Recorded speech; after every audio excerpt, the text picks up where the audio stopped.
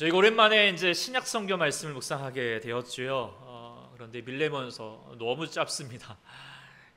지난 월요일, 화요일 묵상하니까 끝나버렸습니다. 그래서 아쉬워서 오늘 주일 말씀에 이 빌레몬서 말씀을 좀 묵상해야겠다라고 생각하게 되었습니다. 빌레몬서는 이제 여러분들이 아시는 바와 같이 에베소서, 빌립보서, 골로새서와 더불어서 바울이 옥에서 썼던 옥중서신이라고 알려져 있습니다. 근데 이제 이 빌레몬서가 한 장으로 되어 있는 아주 짧은 성경체이면서 성경이 지금 신약 27권이 이제 한 권의 성경으로 이렇게 묶여질 때 많은 사람들이, 또 많은 그 교육학자들이 야, 이거 성경책에 포함할 수 있을까? 되게 주저했다라고 합니다. 왜냐하면 그 내용이 짧아서만이 아니라 내용이 되게 좀 개인적입니다. 사도 바울의 어떤 개인적이고 또 교리적인 내용이나 교훈도 별로 없습니다. 또는 보시면 알겠지만 뭔가 좀 감동이 될 만한, 묵상할 만한 어떤 송구도 별로 없는 거죠. 거의 없습니다. 그럼에도 불구하고 왜 이 빌레몬서가 66권의 한 권의 성경책으로 이렇게 편입될 수 있었을까? 그것은 이 빌레몬서 안에는 아름다운 이야기가 담겨져 있기 때문입니다. 근데 이게 생각해보면 더 은혜가 되는 것 같습니다. 왜냐하면 하나님께서 우리에게 원하시는 것은 어떠한 신학적인 지식이나 어떤 경건의 모양이 아니라 우리의 삶에 이루어지는 이야기를 듣고 싶은 것이거든요. 그것이 하나님께서 기뻐 받으시는 산 제물이고 또 우리가 영적 예배인 것이죠. 그런데 우리가 하나님께서 기뻐 받으실 만한 우리의 삶의 이야기가 뭘까요? 내가 예수 믿었더니 잘 되었더라, 본고침 받았더라, 어떤 미담도 삶의 성공 신화도 아닐 것입니다. 그것은 뭐냐면 하나님이 원하시는 이야기는 한 사람이 예수님을 믿고 변화되었다라고 하는 그 이야기, 그것이 주님이 원하시는 이야기인 것이죠. 그런 면에서 빌레몬서가 지금 그 아름다운 이야기가 남겨져 있습니다. 그 변화의 주인공이 누구냐? 바로 오늘 빌레몬서 10절에 나오는 오네시모라고 하는 사람입니다. 이 오네시모를 우리가 좀 알아봐야 될 터인데, 그 오네시모는 노예였습니다. 당시의 노예였는데요. 특별히 지금 오늘 편지의 수신자였던 빌레몬의 노예였습니다. 그런데 그가 예전에 이 편지를 받기 전에, 한참 전에 이 빌레몬에게, 주인에게 해를 끼치고 달아나 버렸습니다. 무언가를 훔치고 달아났던지, 아니면 좀 뭐 하라고 시켰더니 그거 하지 않고 그냥 홀라당 도망가 버렸다든지, 어쨌든 지금 노예가 도망쳤다라고 하는 것은 그의 운명이 어찌 될지는 정말 암담해지는 상황입니다. 만일에 노예가 도망을 치면 전문적인 인간 상냥꾼, 추노꾼이라고 하죠. 이렇게 이제 추적을 당하게 되고, 그렇게 붙잡히게 되면은 노예들은 이마에 이제 노예 도망자라고 하는 그 뜻을 가지는 F를 인두로 지져가지고 그렇게 평생 노예로 살게 되고 호되게 살게 되고, 그래도 그것만 해도 참 다행입니다. 보통의 경우에는 그를 사형에 처하고 십자가에서 말라 죽게 하는 일들을 이루어지게 되는 것이죠. 지금 이 오네시모가 그런 비극적인 운명에 처해져 있었습니다. 그런데 극적으로 로마에서 바울을 만나게 되었고, 그리고 바울을 통해서 예수님을 만나게 되었습니다. 예수님을 만나는 인생은요, 운명이 바뀝니다. 그의 앞이 아무리 캄캄할지라도 주님의 밝은 빛이 비추어서 그의 삶은 하나님의 나라로 나아가는 귀한 인생을 살게 되는 것이죠. 그래서 하루하루 불안과 두려움 속에서 살아야 할 수밖에 없었던 인생의 평안과 소망을 가지는 삶이 되게 되었습니다.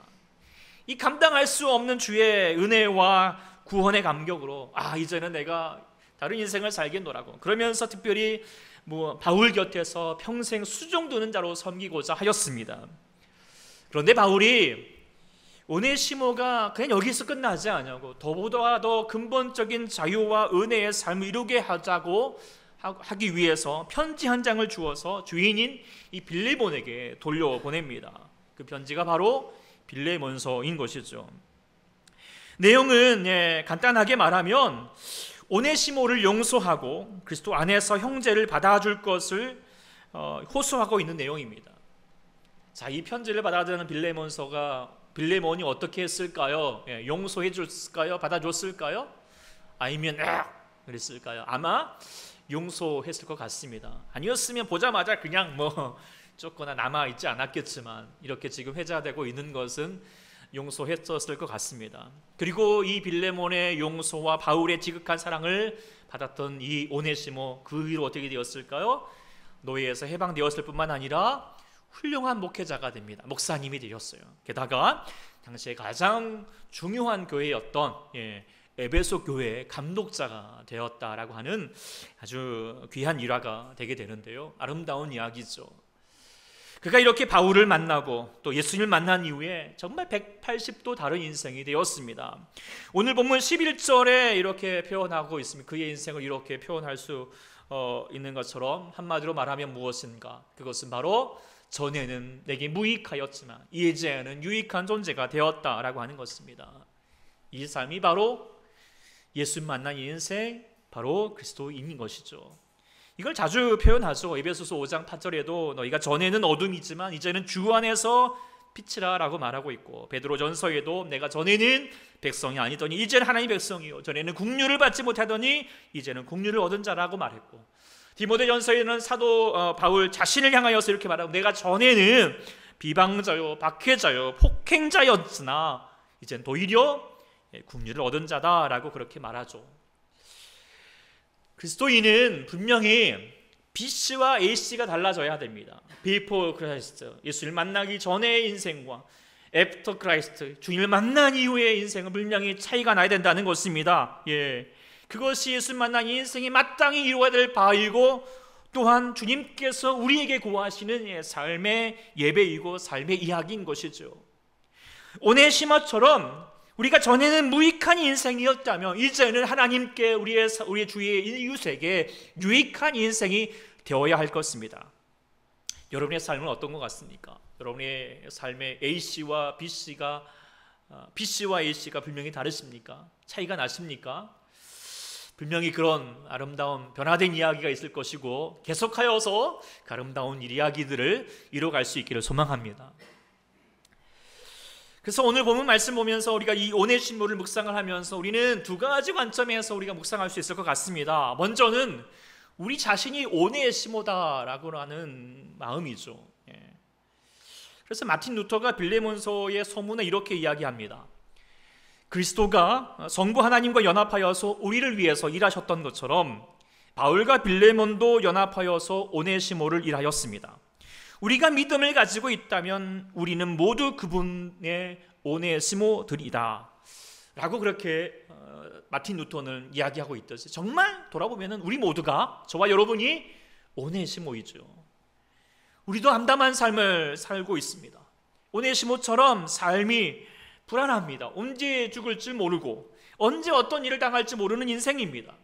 그리고 아무도 자신을 귀하게 여기지 않는 정말 노예와 같은 하찮은 존재, 죽든지 말든지 신경 써주는 사람도 없고, 아니 내가 나를 두고 보기에도 쓸모없는 인생인 것 같은 마음이 들 때가 있지 않습니까?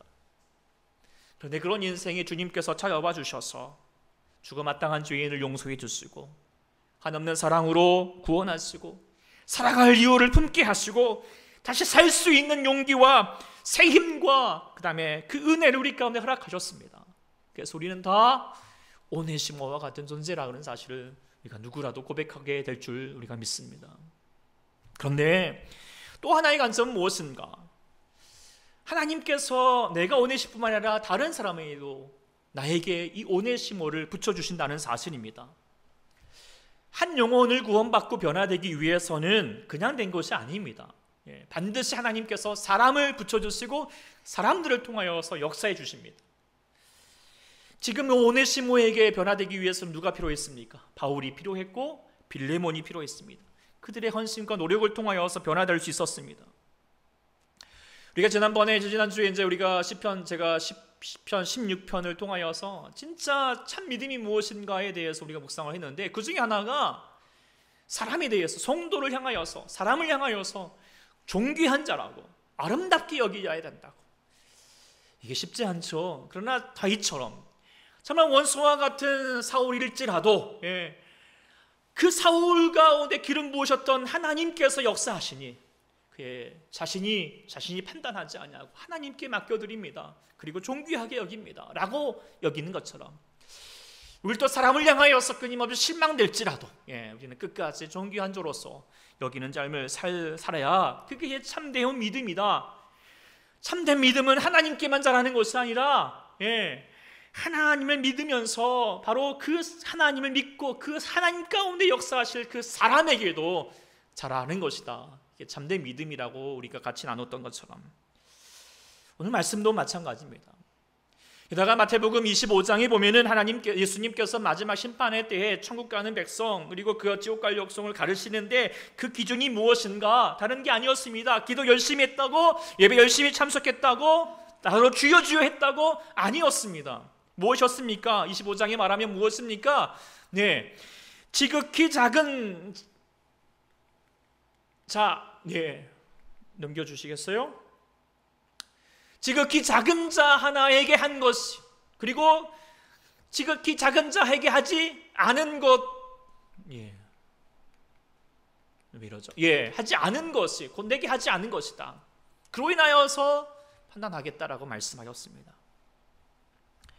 그러니까 하나님께서 우리에게 지극히 작은 자를 끊임없이 보내신다는 것입니다. 예수님으로 가장한 우리에게 작은 자가 있습니다.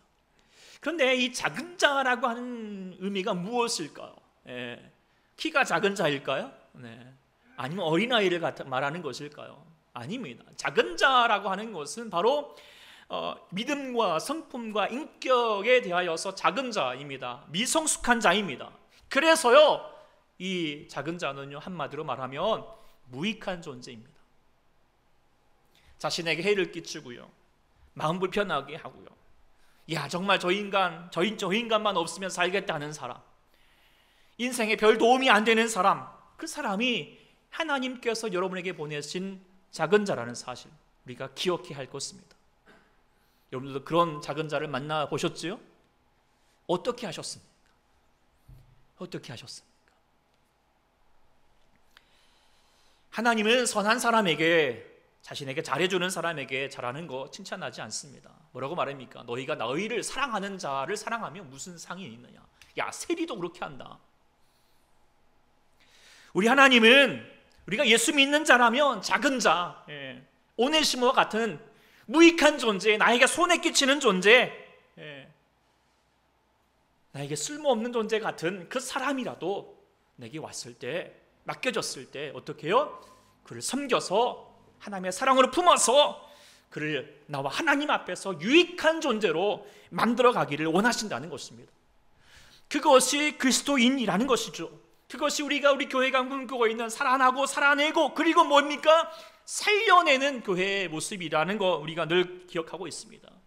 그것이 바로 주님께서 우리에게 원하시는 삶의 이야기입니다. 삶의 이야기가 내가 예수 믿고 잘 됐다라고 하는 것이 아니라 과연 나를 통해서 누가 잘 되었느냐라고 묻고 계시는 것이죠. 누구를 살려냈느냐, 어떠한 무익한 자를 유익한 자로 변화시켰느냐라고 물으십니다. 지금 여러분 하나님 물으신다면 어떻게 대답할 수 있겠습니까? 어떻게 대답할 수 있겠습니까? 그런 마음으로 우리 옆에 사람에게 다시 한번 우리 각오하는 마음으로, 당신은 나의 오네시모입니다. 당신은 나의 작은 자입니다. 잘 섬기겠습니다. 아멘.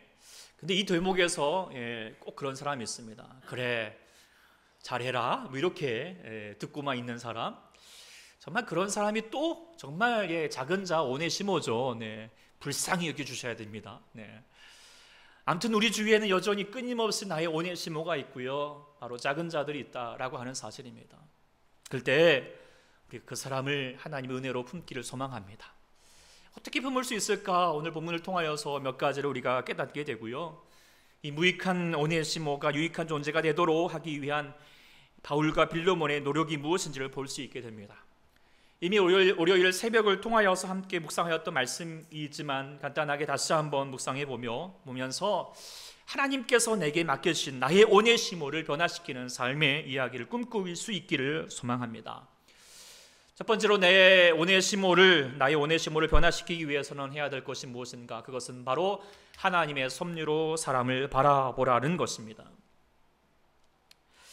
사도 바울은 본문 15절의 말씀에 아마 그가 잠시 떠나게 된 것으로 하여금 그를 영원히 두게 함이니라 라고 했는데요, 이것은 오네시모가 빌레몬에게서 손해를 끼치고 도망친 것은 그것이 도리어 하나님께서 그를 구원하여서 다시 그리스도 안에서 오네시모와 빌레몬이 더 영원한 교제를 이루게 한 하나님의 섭리 가운데 있다라고 하는 것을 설명한 내용이죠. 그러니까 하나님의 섭리 안에서 지난날의 오네시모의 일을 해석해보자, 이해해달라라고 하는 것입니다.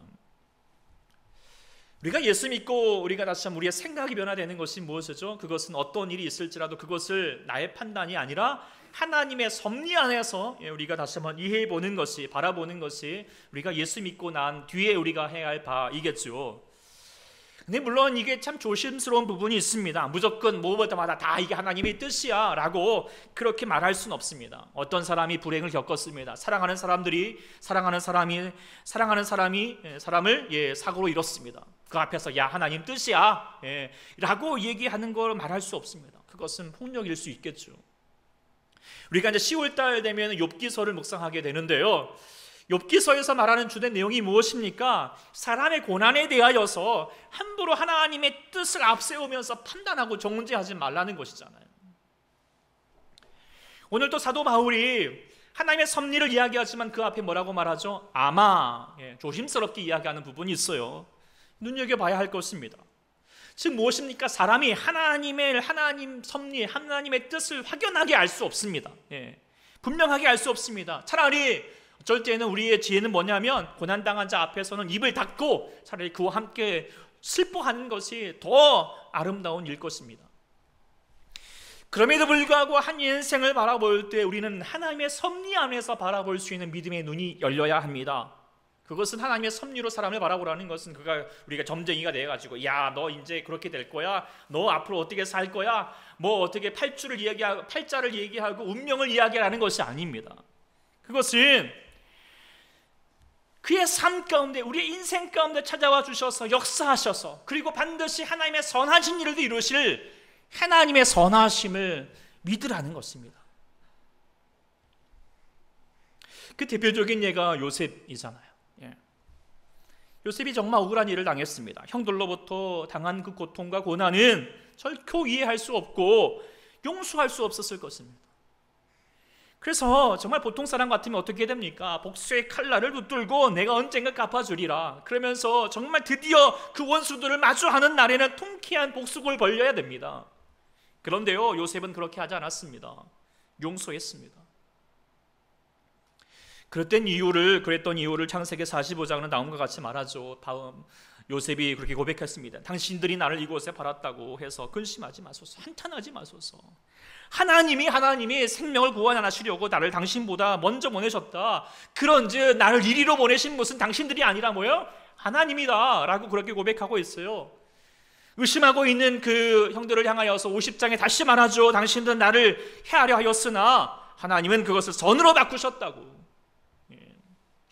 분명히 형들이 행한 일들은 악한 일들입니다. 무익한 일들입니다.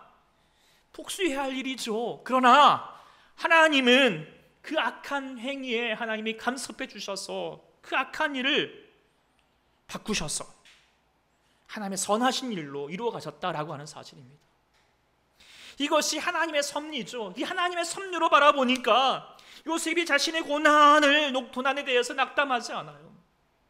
하나님의 뜻을 이룰 때까지 인내하고 기다릴 수 있었고요. 무엇보다도 원수와 같은 형들을 원망하지 아니하고 용서할 수 있었다라고 하는 것이죠. 우리의 힘으로, 우리의 능력으로, 우리의 생각으로, 우리의 판단으로 결코 용서할 수 없겠죠. 그러나 하나님의 섭리를 믿는 자는요, 용서할 수 있는, 원수까지도 사랑할 수 있는 능력을 가지게 됩니다. 이번 주에 어떤 분과 제게 상담을 했는데요, 요즘 정말 그분이 힘든 시간들을 보내고 계셨어요.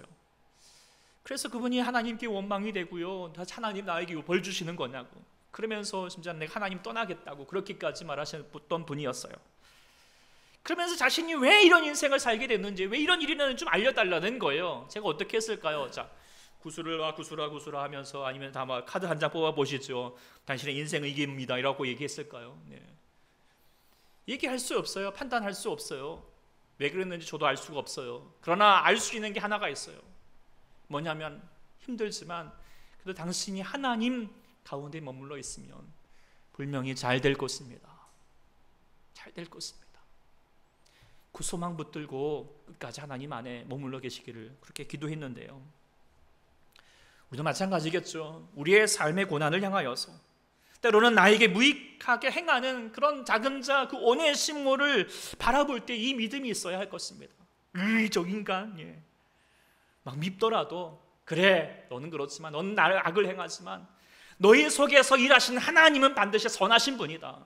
그리고 하나님은 바로 악을 선으로 바꾸실 것이다. 모든 것을 합력하여서 선을 이루실 것이다. 할렐루야. 이 믿음을 가지고 있어야 됩니다. 그래야 이겨낼 수 있습니다. 그래야 용서할 수 있다라고 하는 사실이에요. 이 믿음으로 나의 오네시모를 끝까지 인내하고 용서하고 섬길 수 있는 우리 모두가 될 수 있기를 간절히 축원합니다. 두 번째, 나의 오네시모를 변화시키기 위해서 할 것이 무엇인가? 그것은 그리스도 안에서 동등한 존재로 여기라는 것입니다. 보면 16절, 17절에 이제 좀 표준세번으로 보는 것이 더 좋을 것 같아서 말씀드리면 이렇습니다. 이제부터는 그는 종으로서가 아니라 종 이상으로 사랑받는 형제로 그대의 곁에 있을 것입니다. 특히 그가 나에게 그렇다면 그대에게는 육신으로나 주 안에서나 더욱 그렇지 않겠습니까? 그러므로 그대가 나를 동지로 생각하면 나를 맞이하는 것과 같이 그를 맞아 주십시오. 이 말씀은 바울이 오네시모를 종이 아닌 그리스도 안에서 사랑받는 형제로 대하듯이 빌레몬도 그렇게 믿음의 형제로 대해줄 것을 권고하고 있습니다. 근데 그가 어떤 사람입니까? 노예입니다. 게다가 죄를 짓고 도망쳐서 죽어 마땅한 죄인입니다. 그런 사람을 한 형제로 받아들인다? 그것은요, 그 당시 사회적으로는 불가능한 일입니다. 대단히 어려운 일입니다. 지금도, 또 인류의 역사도 보면은 사람은 서로 끊임없이 서로 가릅니다. 서로 신분을 나누면서 네가 높느니 내가 낮느니. 지금도 얼마나 어렵습니까? 인종 간에, 성별 간에, 세대 간에, 지역 간의 갈등과 차별이 존재합니다. 그런데 오직 기독교의 복음이 전파된 곳에서만 이 차별이 사라졌습니다.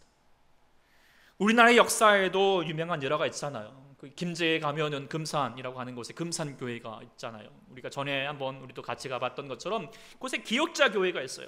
왜 기역자 교회죠? 남자 여자가 함께 예배할 수가 없어. 같이 하면 안 되니까. 그럴지라도 여성이라도 예배 드리지 않은 거예요. 요즘 제사도 어때요? 여자가 못 들어가잖아.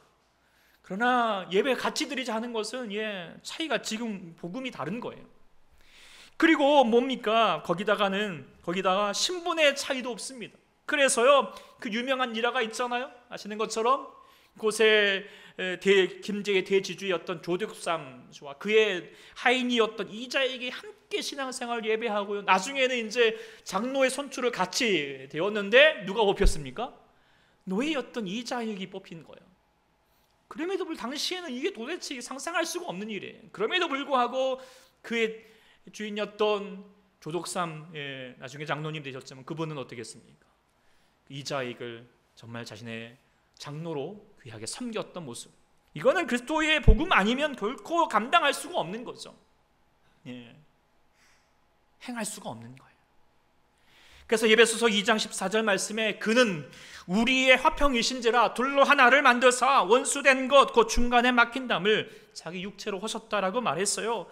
오직 그리스도 예수 안에서 장벽을 허문 거예요. 신분의 장벽, 성별의 장벽, 마음의 장벽을 헐고 우리를 하나 되게 하십니다. 우리를 동등한 존재로 하나 되게 하신다는 거예요. 왜 그럴까요? 예수님께서 우리에게 중간에 막힌 담을 허시고 어디로 향하게 하십니까? 바로 하나님 앞에 나가게 하십니다. 하나님 앞에 서 있게 하는 거예요. 그리고 우리가 하나님 앞에 서 있으면 우리가 두 가지를 바라볼 수 있게 되잖아요. 먼저는 뭐예요? 하나님 앞에 서 있으면 누구나 다 죄인입니다. 죄가 많고 적음을 따지는 것이 무익해지는 것이죠. 무임해지는 거예요. 나는 선한 사람이고요, 너는 더 악한 사람이다 라고 따지는 건 아무런 의미가 없죠. 네. 도토리 키재기입니다. 다 뭐예요? 죄인일 뿐이에요. 또한 누구나 하나님 앞에 서 있으면 두 번째로 뭐예요? 귀한 존재예요. 하나님은 우리 모두를 위해서 독생자 예수를 십자가에 허락하시고 구원하셨습니다. 하나님은 나만 사랑하는 것이 아니라 그 사람도, 그 인간도요, 사랑하시는 거예요. 귀하게 여기시는 거예요. 그러니 우리가 하나님의 사랑으로 그를 귀하게 여겨야 돼요. 동등한 존재로 이겨야 된다는 거죠. 무엇보다도 우리가 하나님 예수 믿는 사람은 빌립보에서 말하기를 우리가 예수님께서 하늘 보좌를 버리시고 자신 우리를 위해서 자기를 버리셨던 것처럼, 비우셨던 것처럼 우리도 하나님 앞에서, 우리가 사람들 앞에서 자신을 비워가면서 나보다 남을 낮게가 아니라 뭐예요? 낮게 여기는 마음 가지라. 이게 따뜻한 바이다 라고 말씀해 주셨습니다. 그러니 우리가 그리스도의 사랑 앞에서, 예수 그리스도의 복음 앞에서 있는 자라면 때로는 그의 연약함, 그의 무익함, 해가 되었던 것들 마음에 품고 있기보다도 그래, 우리 다 죄인이지, 다 죄인이지, 그럼에도 불구하고 우리 하나님 나를 사랑해 주셨지, 당신을 사랑하시지 라고 하는 마음으로 그를 품고 더 보듬어주고 용서하고 사랑할 수 있는 우리 모두가 될 수 있기를 소망합니다. 세 번째로 나의 오네시모를 변화시키기 위해서 행하였던 것이 무엇인가? 그것은 책임지는 사랑을 이루라는 것이죠. 18절에 말합니다. 그가 만일 내게 불의를 하였거나 내게 빚진 것이 있으면 그것을 내 앞으로 계산하라. 나 바울이 친필로 쓰노니 내가 갚으려니와 내가 이전에 내 자신이 내게 빚진 것은 내게 말하지 아니하노라 라고 말하고 있어요. 이 내용을 보면은, 비료 보면은 이 오네시모가 전에 말했던 것처럼 그냥 도망친 것이 아니라 이 주인에게 경제적인 손해를 입히고 뭔가 훔쳤거나 아니면 하여튼 손해를 입히고 그렇게 달아났던 거예요. 그랬던 사람이 예수님을 만나서 새 사람으로 변화되었지만 이것이 다 된 것이 아니에요. 다 용서받은 것이 아니에요. 반드시 그 잘못한 부분에 대해서, 손해 끼친 부분에 대해서 용서를 구해야 됩니다. 이게 중요합니다. 그래서 마태복음 5장에도 보면은 예배 드리기 전에 먼저 제물 예배 드리려다가 형제에게 원망 드릴 만한 것이 있으면 뭐예요? 먼저 화목하고 오라는 거예요. 하나님께서는 무엇입니까? 우리를 향하여서 무조건 용서하시지만, 그러나 사람은요 달라요. 연약해요. 그래서요 그 사람에게는 반드시 책임지고 용서를 구해야 됩니다. 그냥 나 하나님 앞에 용서 받았어, 그러면 됐지, 이게 아니라는 거예요. 그래서 바울이 다시 지금 오네시모를 빌레몬에게 돌려보내고 있는 거예요.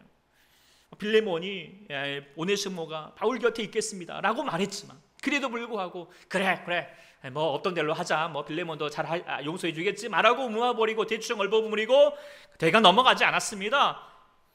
정말 목숨 각오해야 될 일이지만, 또 아니면 정말로 어쩌면 이 오네시모에게는 회피하고 싶었던 순간이었겠지만, 그럴지라도 잘못을 인정하고 다시 주인 앞에, 빌레몬 앞에 나아가라는 것이에요. 게다가 그가 끼쳤던 경제적인 손해에 대하여서 감당하도록 보상까지 감당하도록 하고 있습니다. 그런데 여기서 오네시모가 여전히 가난함의 상태예요. 재물이었어요. 그러니까 바울이 어떻게 했습니까? 야, 네 알아서 해라 말하지 않냐고요?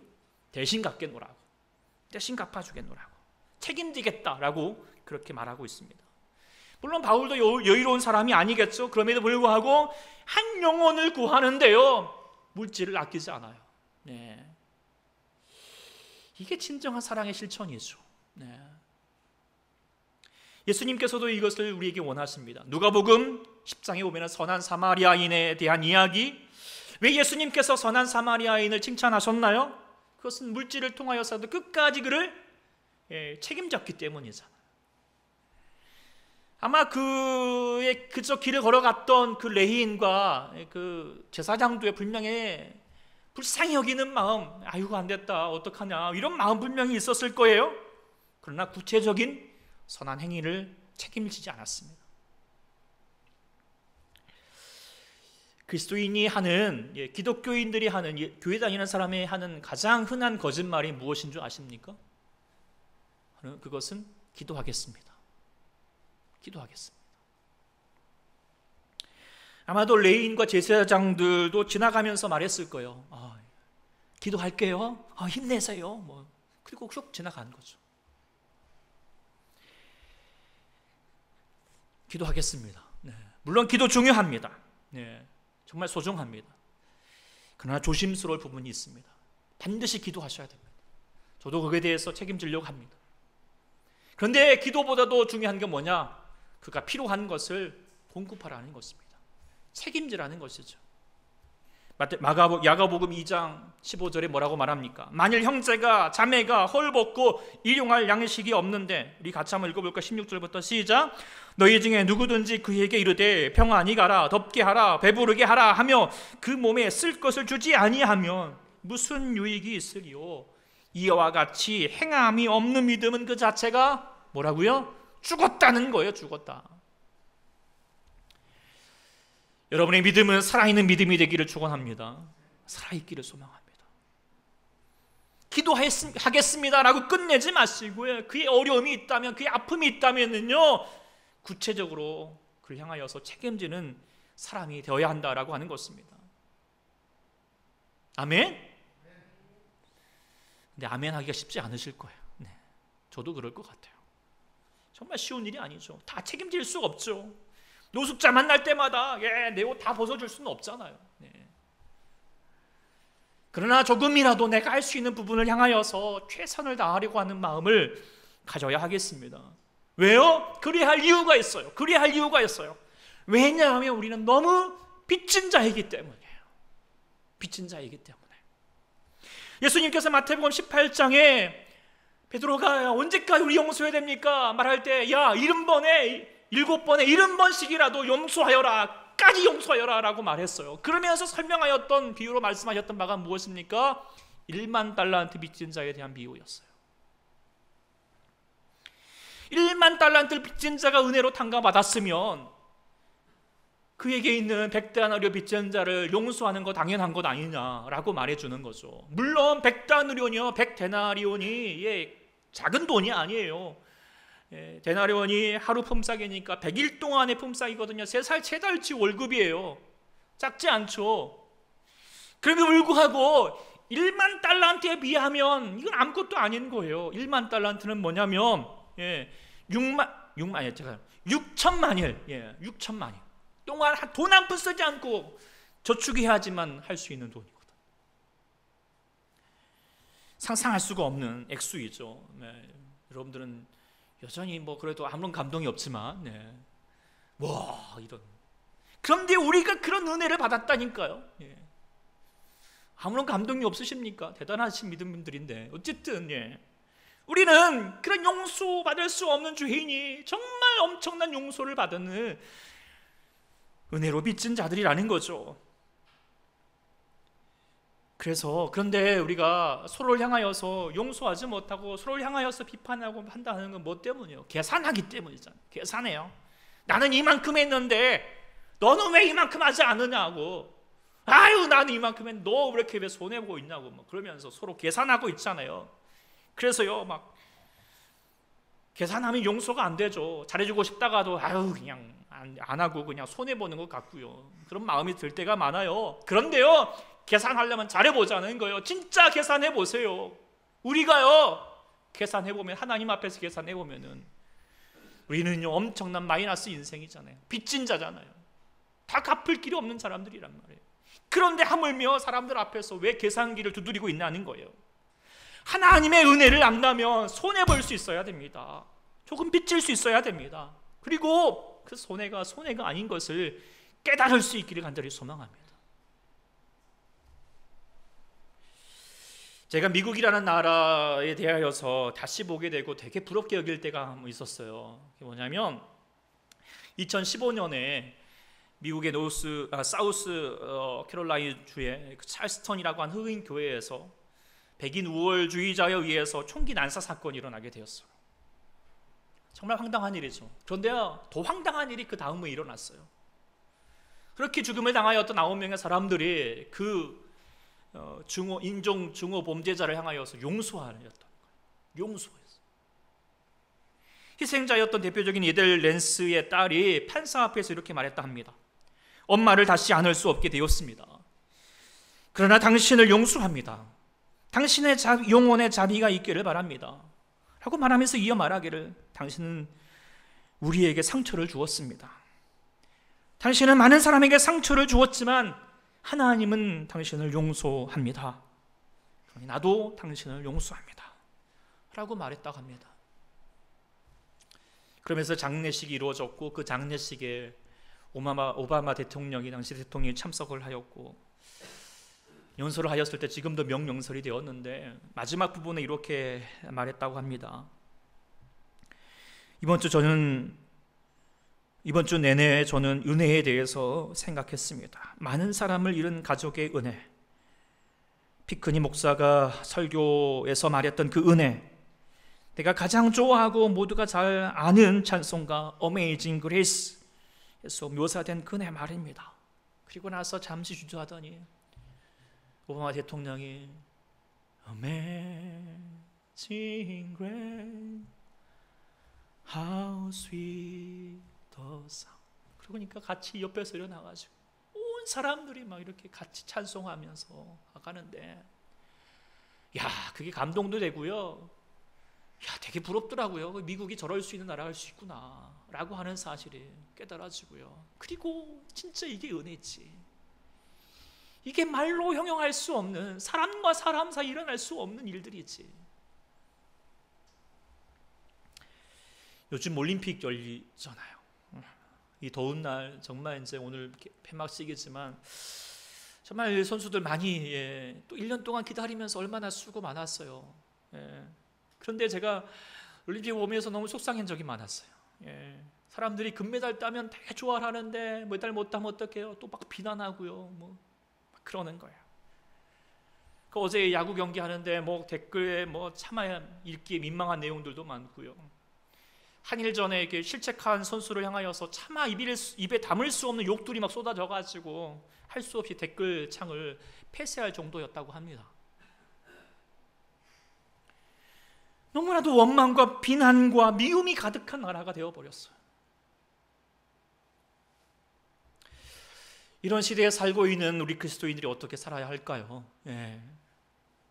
아니, 올림픽 선수들이 문제가 아닙니다. 지금 나와 함께 사는 자, 나와 함께 마주하게 된 하나님이 보내신 나의 작은 자, 나에게 해를 끼치는 자, 나에게 무익한 사람, 악을 행하는 사람, 그 나의 오네시모에게 어떠하게 행하겠습니까?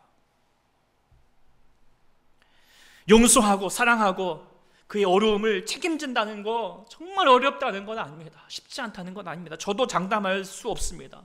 그러나 우리 잊지 않았으면 좋겠습니다. 우리 모두는요, Amazing Grace, 나 같은 죄인을 살리셨던 그 놀라운 은혜를 입은 자라는 사실입니다. 그러니 그 하나님의 은혜를 기억하고 하나님께서 그의 삶 가운데 역사하실 것에 대한 하나님의 인도하심, 그리고 그 섭리, 그 하나님의 행하실 것을, 선을 이루실 것을 믿고 나아가면서 우리가 그 사람, 그 용서받지 못할 사람일 것 같지만 그래도 하나님 안에서 다 용서될 수밖에 없는, 나에게 무익한 사람이지만 하나님 안에서 유익한 자로 변화될 사람, 그 사람을 붙들고 끝까지 하나님의 뜻을 이루어갈 수 있는 우리 모두가 될 수 있기를 간절히 축원합니다.